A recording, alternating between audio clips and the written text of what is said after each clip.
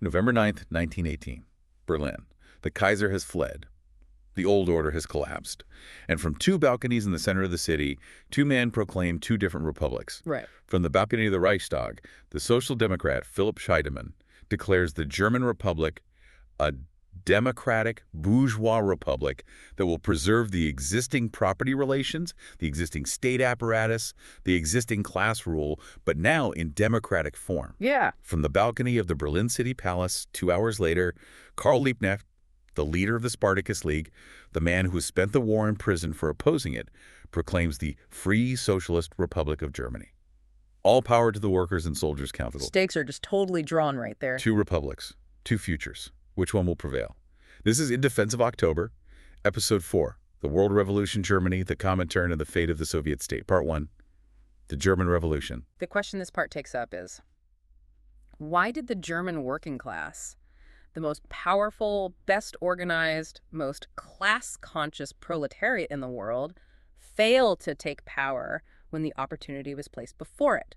We are not taking sides here. We are not endorsing the viewpoints of any political faction. We are examining the historical events and ideas as they are presented in the source material. Previously, the Red Army defeated the White Armies and drove the foreign interventionists from Soviet soil. Yeah, but at a massive cost. Exactly. Victory carried a devastating shadow. Famine, ruins, and the decimation of the industrial working class left the Soviet Republic isolated and exhausted. They were just barely holding on. The Bolsheviks had always understood that the Russian Revolution was only the first act.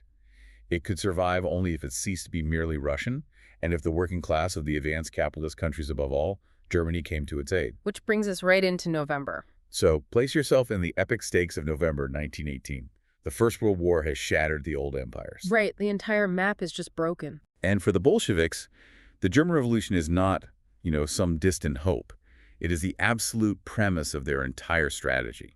Lenin has insisted that the final victory of socialism in a single country is impossible. The ceding of vast territories at Brest-Litovsk was a gamble to buy time for this exact moment. Right. But to understand what happens in Germany, we have to look at the legacy of August 4th, 1914. The day everything changed for the International Workers' Movement. Exactly. That was when the SPD, the Social Democratic Party, which was the model Marxist party of the Second International, with over 1 million members, voted unanimously for war credits. They betrayed the international working class. It was a complete fracture of their founding principles. Well, here's my question. If the SPD was built by the working class over decades, why did it suddenly abandon them for the Kaiser's War? I mean, how does a 1 million-member Marxist party just flip like that? Well, Rosa Luxemburg actually described it perfectly when she wrote that the party has become a, quote, stinking corpse. The legal apparatus and trade union officials of the party had developed deep, unyielding material interests in the existing political order. Oh, so they had comfortable salaries and careers to protect. Exactly. And they justified this shift through Edward Bernstein's revisionism, which basically argued that the movement is everything, the final goal is nothing. Basically severing the day-to-day reformist practice from the actual revolutionary goal. Right. And alongside that, you have Karl Kautsky's centrist accommodation. He preserved the verbal orthodoxy, maintaining this comforting illusion of Marxist theory, while practically allowing the apparatus to drift entirely into the service of the capitalist state. Which perfectly sets the stage for the outbreak of the revolution itself in late October 1918. Yeah, the military situation was collapsing. Right. The German high command is facing utter defeat. So they order the fleet to sail out for the suicidal death route. They just want to preserve the honor of the officer corps. Throwing away tens of thousands of lives for sheer imperial vanity. But on October 30, the sailors at Kiel mutinied. They extinguished the boilers. They formed sailors' councils. Armed workers in uniform just absolutely refused to die for their commanders. And once that happens, the spread is like lightning. Kiel, Lübeck, Hamburg, Bremen, Hanover, Stuttgart. The old authorities were just paralyzed. Entirely. November 7, 80,000 workers demonstrate in Munich and form a Workers' and Soldiers' Council. Kurt Eisner proclaims the Free State of Bavaria. The monarchy there just dissolves overnight. Yeah, and then on November 8th, the revolution finally reaches Berlin. Richard Miller's description of Berlin captures this verbatim. He wrote, quote, "After the breakfast break, things became lively. The factories emptied at an incredibly fast pace. The streets were filled with huge crowds of people. On the outskirts, where the largest factories are located, large protest marches formed which flowed into the center of the city. The masses simply overwhelmed the imperial power structures. It sounds less like a planned political strike and more like a pure force of nature. Right, and Mueller's summary notes this verbatim. The characteristic feature of this uprising lies in the elemental force of its outbreak, in the all-encompassing extent of its expansion, and the unified, almost methodical action in all parts of the vast area of Greater Berlin. The working class moved with incredible, spontaneous coordination. Which brings us right back to our opening scene, November 9, Scheidemann's bourgeois republic versus Liebknecht's socialist republic. But the crazy part is what happens the very next day. November 10th. Yes, November 10th. The secret Ebert-Groener Pact. The SPD leadership was actively conspiring with the general staff of the counter-revolution to crush the workers from day one. It's just a staggering alliance. Graner's memoirs describe it verbatim. The officer corps could only cooperate with a government that took up the fight against radicalism and Bolshevism. Ebert was ready for that.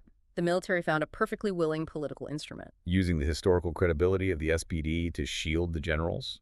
Exactly. And Groner's description of the secret line confirms it verbatim. Ebert responded to my proposal for an alliance. From then on, we discussed the necessary measures each evening on a secret line between the Reich Chancellery and the Army Command. The alliance has proven itself. The ultimate betrayal was literally orchestrated over a hidden telephone wire. Every single night, they are plotting how to suppress the very councils that gave them power. And that leads to the massive debate over the councils versus the National Assembly. Right, in December 1918. The Congress of Workers' and Soldiers' Councils meets. And because the SPD holds the majority, they vote to hand power over to a National Assembly. They effectively voted for their own dissolution. Rosa Luxemburg analyzed this exact retreat in her founding program verbatim. On November 9th, the Hohenzollern regime was driven out of power and workers' and soldiers' councils were elected. But the Hohenzollerns were no more than the front men of the imperialist bourgeoisie and of the Junkers.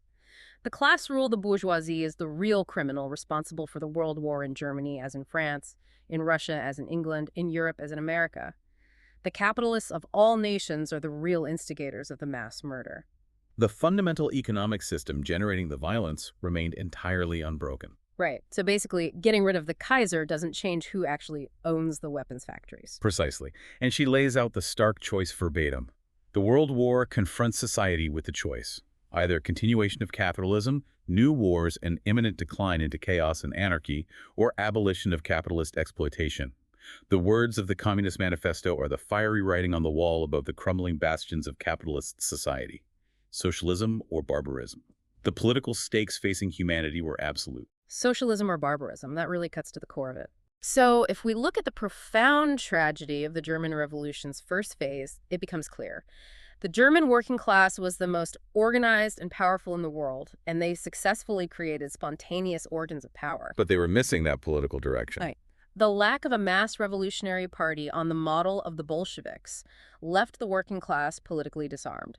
The traditional party they trusted, the SPD, had integrated into the capitalist order. And then they actively allied with the military apparatus of the counter-revolution to suppress the workers' state before it could be born. Exactly. I mean, consider how the fate of an entire century, the survival of the Soviet state, and the trajectory of Europe was ultimately decided not on a battlefield, but by the structural apparatus of a single political party that chose self-preservation over its founding principles. The councils have abdicated. The Ebert-Groener Pact is in place. The counter-revolution is actively organizing its forces. Next time, on In Defense of October, Episode 4 of the World Revolution, Part 2, The Murder of the Revolution, the Spartacus Uprising of January 1919. The Freikorps are called into the capital. Gustav Noske accepts the role as the counter-revolutionary bloodhound, and the tragic world-historic murder of Rosa Luxemburg and Karl Liebknecht